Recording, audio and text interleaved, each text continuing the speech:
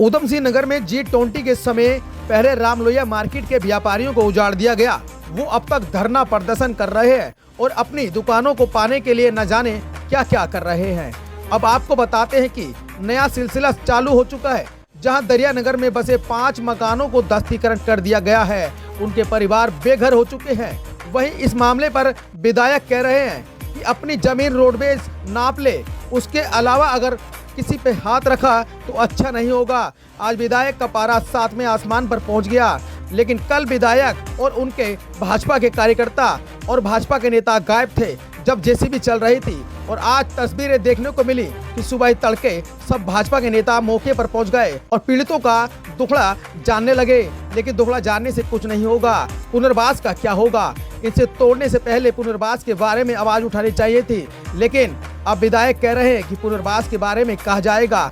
और अगर साफ तौर पर देखा जाए तो डीएम नितिन सिंह भदौरिया का क्या कहना है, पहले आप सुन लीजिए। अगर कोई देखिए कोई भी ऐसा विषय जब आता है तो अगर कोई जनप्रतिनिधि आते हैं और अपना पक्ष रखते हैं और कुछ वो आग्रह करते हैं तो इसमें कोई वो नहीं है, वो जनता को रिप्रेजेंट करते हैं, अपनी बात कह रहे हैं। अगर उनके द्वारा कुछ बिंदु रखे गए थे, जिन बिंदुओं को निस्तारण कर इसमें कार्रवाई जारी रहेगी।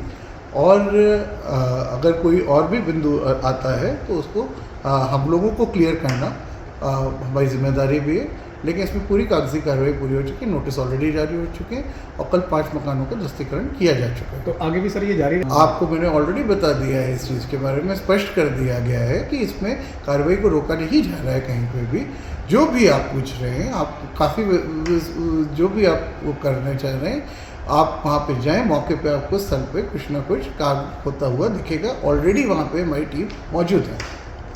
तो देखा आपने इस कार्रवाई के बारे में डीएम नितिन सिंह भदौरिया का क्या कहना है। उन्होंने साफ तौर पर कहा है कि आप जाकर देख लीजिए, वहाँ पर काम चल रहा है, कागजात कार्रवाई पूरी हो चुकी है और इसे कहीं से कहीं तक रोका नहीं जा सकता। ये साफ तौर पर उनके जो बयान हैं वो जाहिर कर रहे हैं। ये दुकानें जो रोडवेज के आसपास बसी हैं ये सब टूटेंगी और जो जिन लोगों को नोटिस जारी किया गया है उनके मकान टूटेंगे। ये कार्रवाई निश्चित है। लेकिन सबसे बड़ा सवाल यही खड़ा होता है कि आखिरकार जो व्यापारी पहले उजाड़े गए थे उनको अभी तक दुकानें नहीं मिल पाई हैं, क्योंकि पहले ही व्यापारियों का आरोप है कि मुख्यमंत्री पुष्कर सिंह धामी ने उन उजाड़े गए व्यापारियों के लिए घोषणा की थी कि उनका पुनर्वास किया जाएगा। लेकिन अब उनकी दुकानों के लिए पहले 12 लाख मांगे गए, फिर कुछ रुपए कम कर दिए गए हैं। लेकिन व्यापारी कह रहे हैं कि फ्री में दुकानें चाहिए। हमारा पुनर्वास का मतलब क्या हुआ, मुख्यमंत्री की घोषणा का क्या हुआ? क्योंकि पुनर्वास का मतलब ये नहीं होता कि आप उससे पैसा लेंगे या फिर उससे कोई किराया लेंगे। साफ तौर पर संजय जुनेजा व्यापार मंडल के अध्यक्ष का कहना है कि ये कोई पुनर्वास का बात नहीं होती है जो कि मुख्यमंत्री की घोषणा में थी। सुनिए जरा व्यापार मंडल अध्यक्ष संजय जुनेजा क्या कहते हैं व्यापारियों के सामने। उत्तराखंड सरकार ने हमसे कहा था कि हमारे व्यापारियों को पुनर्वास किया जाएगा, तो मैं सरकार के से कहना चाहता हूँ मैं सरकार से कहना चाहता हूँ कि अगर आपने पुनर्वास की बात की थी तो पुनर्वास फ्री में होगा या पैसे में होगा?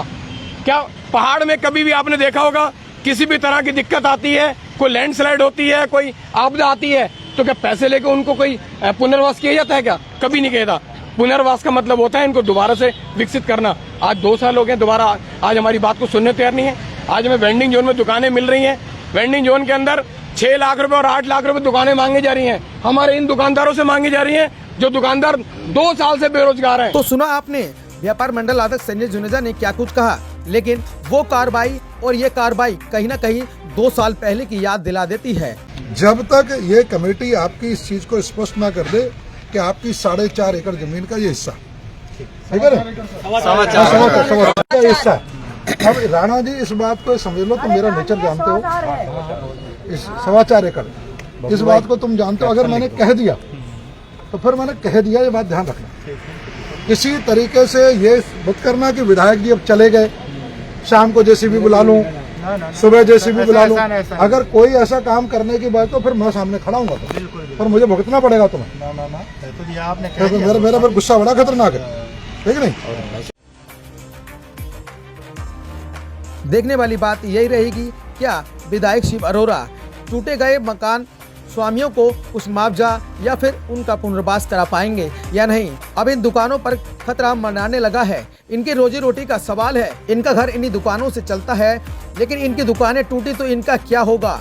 सबसे बड़ा सवाल इन लोगों के ऊपर खड़ा हो गया है, जो कि 50 से अधिक सालों से यहाँ बसे हैं। डीएम का बयान भी हमने आपको सुनाया, विधायक का इंटरव्यू भी आपको पूरा दिखाया, संजय जुनेजा की बात भी आपको हमने दिखाई, उन्होंने क्या कुछ बोला।